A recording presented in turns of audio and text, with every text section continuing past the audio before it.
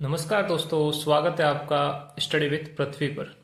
दोस्तों, आज हम विलोपन और प्रतिस्थापन विधि दोनों को एक साथ में पढ़ेंगे, जिससे आपको इसकी तुलनात्मक रूप से आपको जानकारी मिलेगी कि किस तरह से विलोपन विधि से समीकरणों को हल करते हैं, किस तरह से प्रतिस्थापन विधि से समीकरणों को हल करते हैं। आपको किसी भी प्रकार का कोई कंफ्यूजन नहीं रहेगा। यहाँ पे हमें एक रेखिक समीकरण दी गई है x plus y equal to 5 और दूसरी दी है 2x minus 3y equal to 4। दोनों ही रेखिक समीकरण है। रेखिक समीकरण मतलब जिसके चरों की घात एक होती है। x और y दो चर है। यहाँ पे x की घात भी एक है, y की घात भी एक है दोस्तों। तो ये दोनों रेखिक समीकरण है। इन दोनों समीकरणों को हल करने के लिए हमारे पास आज दो विधियां है। एक तो है विलोपन विधि और एक है प्रतिस्थापन विधि। इन दोनों के बारे में हम आपको समझाएंगे। एक ही वीडियो में हम दोनों ही वीडियो को पढ़ेंगे, जिससे आपका पूरा कॉन्सेप्ट क्लियर हो जाएगा दोस्तों। सबसे पहले हम पढ़ते हैं विलोपन विधि से समीकरण को हल करना। समीकरणों को हल करना मतलब इन चरों का x और y दोनों का मान ज्ञात करना। और एक है प्रतिस्थापन विधि। प्रतिस्थापन विधि से बीच दोनों समीकरणों को हल किया जा सकता है। दोनों विधि को हम पढ़ते हैं। पहले हम पढ़ते हैं विलोपन विधि को। तो दोस्तों लीजिए, विलोपन विधि से समीकरणों को हम हल करते हैं। विलोपन विधि में क्या होता है दोस्तों कि यहाँ पे दो चर दिए हैं, एक तो है x है, एक y है। इसी प्रकार से दूसरे समीकरण में भी दो चर दिए हैं, x है और y है। हमें क्या करना है कि इन दोनों चरों में से किसी एक चर का विलोप करना है। मतलब इसमें से पहले समीकरण में से दूसरे समीकरण को जब घटाते हैं, जब हम 5 में से 5 घटाते हैं तो क्या होता है दोस्तों, 0 प्राप्त होता है। हम 4 में से 4 को घटाते तो 0 होता है। तो हमें क्या करना है कि दोनों समीकरणों में से किसी एक चर का मान, जैसे x का मान यहाँ पे कितना है, x ही है, यहाँ पे 2x है। तो हमें क्या करना है कि दोनों में से किसी एक चर का मान, जैसे कि x का मान दोनों समीकरणों में बराबर कर दो, या y का मान दोनों समीकरणों में बराबर कर दो।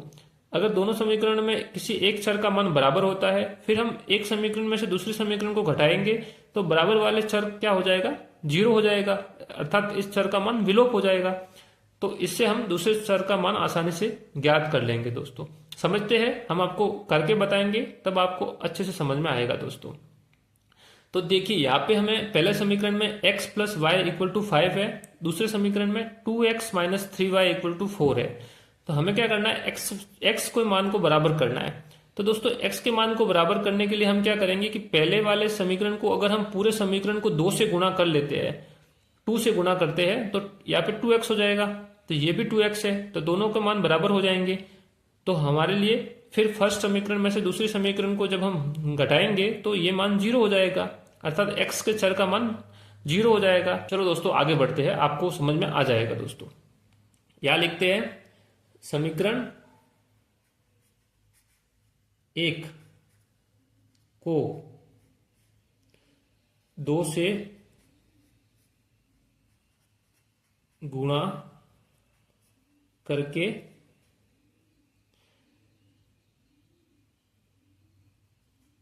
समीकरण सेकंड को घटाने पर, ये लिखना है आपको। समीकरण नंबर 1 को 2 से गुणा कर लीजिए दोस्तों। तो 2 का गुणा जब हम इस पूरे समीकरण को करेंगे तो 2 का गुणा x से करेंगे तो क्या हो जाएगा, 2x हो जाएगा। फिर प्लस है तो प्लस का निशान प्लस ही आ जाएगा। फिर वापस 2 का गुणा हम इस y से करेंगे तो 2y हो जाएगा दोस्तों। फिर यहाँ पे इक्वल टू है तो यहाँ पे भी इक्वल टू आ जाएगा। फिर हम 5 से 2 का गुणा करेंगे तो दोस्तों 10 आ जाएगा। हमने क्या किया, पूरे समीकरण नंबर 1 को 2 से गुणा कर दिया दोस्तों। फिर हमने क्या किया कि करके समीकरण 2 को घटाने पर, समीकरण 2 को ऐसे कैसे लिख दीजिए, यहाँ पे घटाने के लिए 2x आ गया, माइनस आ गया, 3y आ गया, इक्वल टू 4। इस समीकरण नंबर 2 को हमने यहां से ऐसे कैसे लिख दिया दोस्तों। अब देखिए आप, 2 का मान यहाँ पे 2x है, x का मान, और यहाँ पे भी 2x है, दोनों मान बराबर आ गए। अब हम इसका घटाएंगे। अगर हम 2x में से 2x घटाएंगे तो क्या होगा दोस्तों, 0 ही आएगा। तो हमें यहाँ पे इसको घटाने के लिए क्या करते हैं, या लाइन खींचते हैं। फिर घटाने के लिए हम इसमें से इसको घटाएंगे तो इनके सभी निशान बदल जाएंगे दोस्तों। जैसे कि यहाँ पे क्या है, 2x के आगे क्या है, कुछ नहीं है, इसका मतलब प्लस है, तो यहाँ माइनस हो जाएगा। यहाँ पे क्या है, माइनस है, तो ये प्लस हो जाएगा दोस्तों। यहाँ पे क्या है, प्लस है, 4 के आगे कुछ नहीं है, मतलब प्लस है, तो ये माइनस हो जाएगा दोस्तों। अब इसको सॉल्व कीजिए आप, तो 2x में से 2x माइनस गया तो ये तो कट गया, पूरा 0 ही हो गया। अब क्या बचा, 2y प्लस हो गया ये 3y, 2y प्लस 3y कितना होता है दोस्तों? 5y हो गया। फिर यहाँ पे इक्वल टू का इक्वल टू आ गया। अब देखिए 10 माइनस फोर कितना होता है? ये होता है दोस्तों 6 होता है। अब हमारे पास क्या मिला? हमने x वाले चर का विलोप कर दिया। अब हमारे पास केवल y का मान ही है, तो हम y को आसानी से निकाल सकते हैं। अब हम यहाँ पे y को निकालने के लिए क्या करेंगे कि y इक्वल टू, ये 5 है, ये इसके गुणा में है, तो ये इसके भाग में चला जाएगा। जब बराबर के इधर जाएगा तो ये 6/5। तो दोस्तों हमारे पास y का मान आ गया। एक तो उत्तर आ गया हमारे, क्योंकि एक चर का मान तो हमने निकाल दिया। अब हमें दूसरे चर का मान निकालना है दोस्तों। तो क्या हम इस y के मान को इस समीकरण नंबर 1 में रख देंगे तो क्या हमारे पास x का मान नहीं आएगा? बिल्कुल आसानी से आ जाएगा दोस्तों। तो फिर जो y का मान निकला है उसको समीकरण नंबर 1 में रख दो, तो हमारे पास x का मान आ जाएगा। देखते हैं दोस्तों कैसे करते हैं। तो हमें ये y का मान मिला है, उसको समीकरण नंबर 1 में रखने पर तो हम यहाँ पे लिखेंगे y के मान को समीकरण 1 में रखने पर। दोस्तों y के मान को समीकरण नंबर 1 पे रख दीजिए। समीकरण नंबर 1 कितना है? x plus y equal to 5 है दोस्तों। तो हम x लिख दिया, प्लस y कितना आ जाएगा? 6/5 है, तो 6/5 लिख दीजिए। x plus y equal to कितना है दोस्तों? ये 5 है, तो हम यहाँ पे भी 5 लिख देंगे, तो यहाँ पे भी 5 आ जाएगा। अब हमारे पास क्या है कि इसको हम जब इधर भेजेंगे, पक्षांतरण करेंगे, फिर हम x का मान निकाल सकते हैं दोस्तों। तो x इक्वल टू क्या आ जाएगा? 5 आ गया इधर, फिर इधर माइनस हो गया, 6/5 हो गया दोस्तों। अब यहाँ पे 5 के नीचे कुछ नहीं है, इसका मतलब 1 तो है ही है। अब हम इसका एलसीएम लेंगे दोस्तों। जब इसका हम एलसीएम लेते हैं तो एलसीएम आएगा 5। फिर 1 का टेबल 5 में 5 बार जाएगा, फिर 5 को इसके अंश से गुणा करेंगे, तो 5 × 5 25 होता है दोस्तों, 25। और इधर 5 का टेबल 5 में 1 बार जाएगा, उसको हम 6 से गुणा करेंगे 1 को, तो 6 ही आएगा दोस्तों। यहाँ तक समझ में आ गया होगा दोस्तों। फिर 25 माइनस 6 कितना होता है दोस्तों? 25 में से 6 गया तो कितना हो गया? 19/5, इसको बोलते हैं 19/5 दोस्तों। ये किसका मान आ गया दोस्तों? x का मान आ गया दोस्तों। तो हमने क्या किया दोस्तों? विलोपन विधि से y का मान भी निकाल दिया, विलोपन विधि से x का मान भी निकाल दिया। तो इस तरह से दोस्तों विलोपन विधि से हम किसी एक चर का हमने विलोप किया। हमने यहाँ पे x का विलोप किया और हमने फिर y का मान निकाला, फिर y के मान को समीकरण नंबर 1 में रखा, फिर हमने x का मान निकाल दिया दोस्तों। तो मैं आशा करता हूं कि विलोपन विधि आपको समझ में आ गई होगी दोस्तों। अब हम विलोपन विधि से समीकरणों को हल करना सीख चुके हैं दोस्तों। अब हमारे पास वीडियो का दूसरा भाग है, इसमें हम प्रतिस्थापन विधि से समीकरण को कैसे हल करते हैं उसके बारे में दोस्तों समझेंगे। दोस्तों कि दो समीकरण वही हमें दी गई है, उसको ही हमें हल करना है। अब की बार हम प्रतिस्थापन विधि से करेंगे। हमें क्या करना है कि जो इसमें से किसी भी एक चर का मान हमने दूसरे चर के मान के साथ निकालना है। जैसे हमने यहाँ पे x का मान निकाल दिया, x का मान निकालने के लिए हम y को उस तरफ भेज देंगे, तो x का मान क्या हो जाएगा? 5, और इधर प्लस का y है तो इधर जाएगा तो माइनस का y हो जाएगा। तो हमने जैसे कि पहले समीकरण से हमने x का मान निकाल दिया, फिर उस x के मान को हम समीकरण नंबर 2 में प्रतिस्थापित करेंगे। इसको ही प्रतिस्थापन कहते हैं कि पहले समीकरण से किसी चर का मान निकाल के उस मान को दूसरे समीकरण में प्रतिस्थापित करना। उससे जो मान प्राप्त होगा तो वो हमें दोनों चरों के मान प्राप्त हो जाएंगे दोस्तों। हम करते हैं, आपको समझ में आ जाएगा दोस्तों।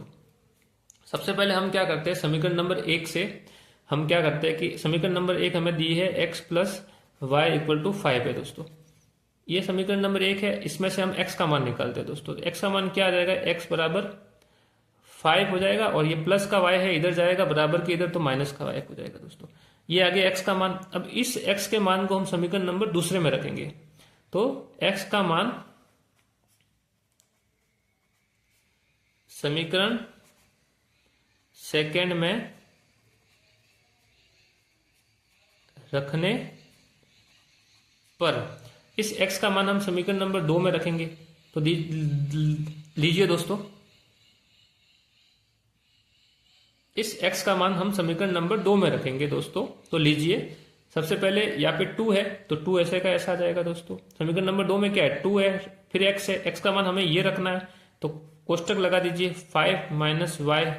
ये जो x का मान था 5 माइनस वाई था, इसको हमने यहाँ रख दिया, 2 और x, 2x आ गया। फिर क्या माइनस है तो माइनस आ गया, फिर ये 3 है तो ये 3 आ गया, फिर ये y है तो y आ गया, ऐसा का ऐसे, फिर ये इक्वल टू आ गया और 4 आ गया दोस्तों। हमने इस x के मान को समीकरण नंबर सेकंड में रख दिया दोस्तों। अब हमारे पास पूरे समीकरण में y के ही मान है, x का मान कोई नहीं है। अब हम इसको हल करेंगे तो हमें y का मान मिल जाएगा दोस्तों। फिर हमें जो y का मान मिलेगा उसको हम यहाँ रख देंगे x वाले समीकरण में, तो हमें x का मान भी मिल जाएगा। इस तरह से इसको प्रतिस्थापन विधि बोलते हैं दोस्तों। हम हल करते हैं, इस 2 को हम कोष्टक के अंदर गुणा करेंगे तो 2 का पहले गुणा होगा 5 से, तो वो हो जाएगा 2 गुणा 5 दोस्तों, कितना होता है 10। फिर ये माइनस ऐसा कैसा आ जाएगा, फिर 2 का गुणा y से होगा दोस्तों, तो 2 और y हो जाएगा। फिर ये -12 है तो ऐसा कैसा -y, और ये 3 है 3, और ये y ऐसा कैसा, और ये 4 दोस्तों। हमने क्या किया, 2 का गुणा कोष्टक के अंदर दोनों संख्याओं से कर दिया। अब हमारे पास क्या आया, इसको सॉल्व करते हैं। ये माइनस के 2y है, ये माइनस के 3y है, दोनों माइनस माइनस है दोस्तों, तो ये जुड़ जाएंगे। माइनस माइनस क्या होते हैं, जुड़ जाते हैं, समान समान हमेशा जुड़ते हैं। ये समान है, माइनस माइनस जुड़ जाएंगे और निशान भी माइनस का ही आएगा, तो ये माइनस हो गया, और ये 2y माइनस 3y कितने हो गए दोस्तों, 5y इक्वल टू 4। यहाँ तक समझ में आ गया होगा दोस्तों। अब हम क्या करते हैं, 5y को इधर भेज देते हैं दोस्तों, क्योंकि ये माइनस के है तो इधर जाएंगे तो प्लस के हो जाएंगे, क्योंकि हमें y का मान ही निकालना है।